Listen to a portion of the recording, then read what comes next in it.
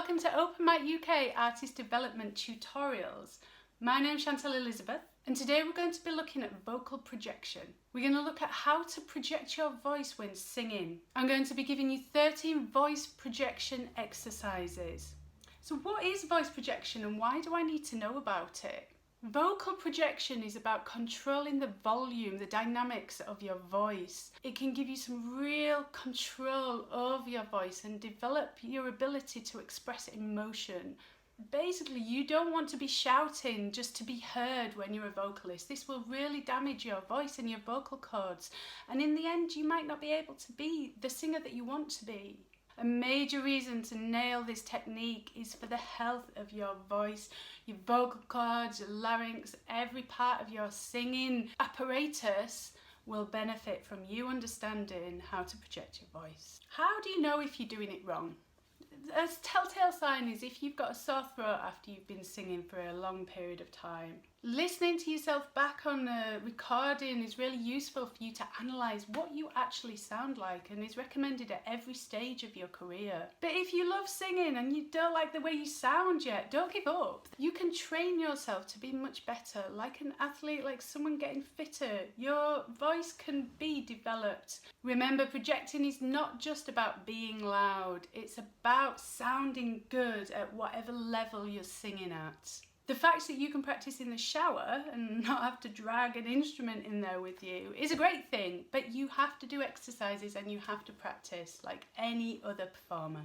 Tip number 1 for vocal projection techniques is to exercise your vocal cords. So the larynx, the muscles around the vocal cords, can be strengthened using a few volume techniques. One is to lie on the floor with your hands at the side of your head. Breathe nice and deeply into your belly and try swallowing whilst you've got your breath held. You can feel when you swallow the muscles in your neck moving up and down and strengthening. Another one is to sit on a chair, take a deep breath, pull the chair up towards you, and then let the breath out, saying, ah. Have a look at some YouTube videos so you can see how this technique is done properly. Tip number 2 is to do vocal projection warm-ups. Before anything, you should warm up. Whether you're singing or exercising, a good warm-up will make your body last longer, prevent damage, and allow you to do more complex things with your body, whether you're an acrobat, an athlete or a singer. A great way to practice this, and is a vocal projection exercise too, is to go up and down your scales using a hum or lip trills. It's a simple and quick way to warm up your voice. So start like this.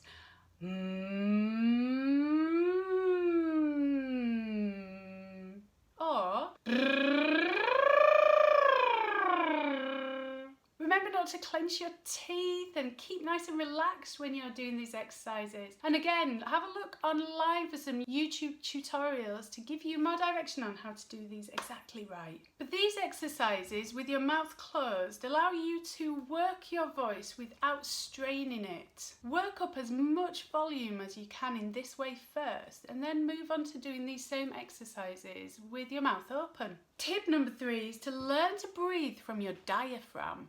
You may be questioning what it is. There's a lot to know about it, and as a singer you definitely need to understand how it works. Your diaphragm is the vocal powerhouse of your abilities. Breathing into the diaphragm will allow you to project much more powerfully and have so much more control over your voice. But there are lots of exercises that you can do on the go. You don't need to have dedicated time to do this. You can fit this into your daily routine. Tip number 4 is to learn and perfect some simple breathing exercises and add these into your daily singing routine. Forcing air out of your body when you're short of breath, when you're on stage, you're trying to get those last words out, you're going to cause some damage. In the long term, doing this and not understanding how to work your voice properly, singers can develop nodules, which pretty much puts an end to your singing career. Breathing exercises are an easy way to practice projecting your voice in lots of different circumstances. For example, you can take a deep breath and release it slowly, making a hissing sound. As you get better at this, you'll find that you'll be able to control that slow release of air for much longer periods of time. Tip number 5 is to work on vocal dictation. This is the manner in which you pronounce words. It's how you allow your audience to even understand what you're saying, which is really important in music. To really help your vocal dictation, practice singing scales with different vowel sounds or parts of words, consonants. You can also include tongue twisters into your daily practice, which is something you'll definitely do if you get a vocal coach. Tip number 6 is to improve your vocal resonance, which is basically how your voice vibrates. Vocal resonance is more about the tone of your voice. When you sing low notes, you'll notice that your chest vibrates more. When you sing higher notes, you'll start feeling it move into your throat, even your head. And this is where we get the notion of chest, throat and head voices in singing. Along with your mouth and nose, these are all resonators of your voice, which is basically air being pushed out of your body in a controlled manner. If you want to be able to project your voice better, then you need to know how to control and work these resonators in different blends. You'll create different overtones to your voice and harmonics that will create new nuances in how you sing, and this can add a real edge to your voice. Resonance can also lead to vibrato, which is when your voice kind of wobbles and can be used in lots of different circumstances. Tip number 7 is to practice resonance exercises. Yelling doesn't really count as singing. It has a place sometimes in music. Experiment singing in your head and chest voice and learn how to identify when you're in these bits. Use word sounds like from the word sing to practice scales. These really work on your resonance and will help you identify the different parts of your voice. Tip number 8 is to be more dynamic with volume. Have a greater range.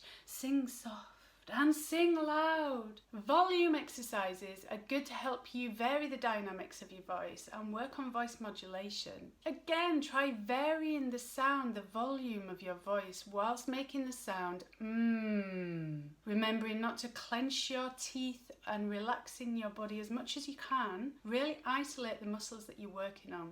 Vocal modulation is a useful skill.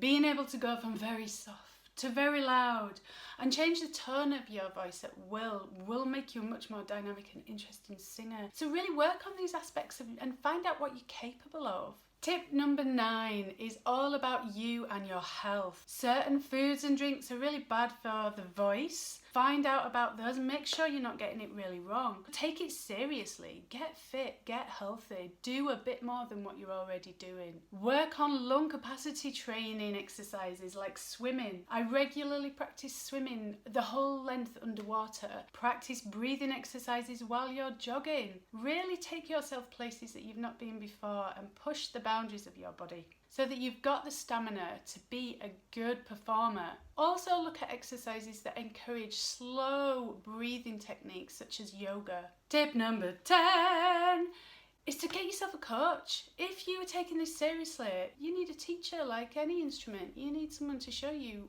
what you need to do. It's okay looking at YouTube videos and finding a coach on there, but if you want to take it seriously, getting someone who can literally speak to you as an individual and find out what your weaknesses are, where you need to work, and help you through all the emotions of becoming a performer. Tip number 11.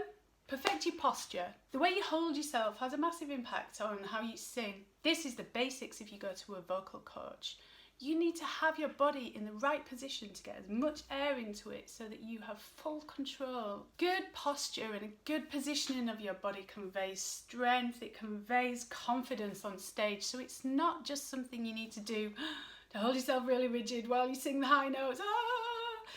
Get working on it straight away. You can practice this anywhere in your life. Tip number 12, stretch and release. Make sure that you're nice and relaxed when you're singing, even if you've got a really stressful and important gig coming up. Keep your jaws relaxed, don't clench your teeth. Make sure your tongue and your throat are not holding any tension. This little series of facial yoga techniques will help all that, and it's a good thing to do before a gig. 1, to focus your mind, and 2, to relax you a little bit more. Yawn. Poke your tongue from side to side. Massage your face just gently and your jaw. Relax your muscles. It's serious business, this singing on stage. Tip your head back to stretch your throat, gently at first, not taking your full stretch straight away. And then move right to left, again loosening up all those muscles in your neck and throat. Open your mouth as wide as possible for a few seconds and then make it as small as possible. These are all great ways to relax and stretch your mouth. Tip number 13 is to get yourself into a routine. You can't fit things into your routine if you haven't got one. You've got to find a place to do all these things. Take yourself seriously, do the work. You will be surprised what you can do. There are not only singer-songwriter careers in the music industry, there's a myriad of different things that you can be doing with your voice. A basic foundation that you build from soundless work will improve your singing way more than just singing the same songs over and over again. If you don't use it, you will lose it. The more you work at this, the more you will be able to do with your voice, the more interesting you will be as a performer, and the more possibilities just open up to you. That's it for us today. Thanks for coming, and I hope you've got loads out of it. If you want to have any more advice or find out anything more about how to sing or any aspects of the music industry, check out our advice page at openmicuk.co.uk/advice and have a search for all the different things that you can find out about to really push you forward.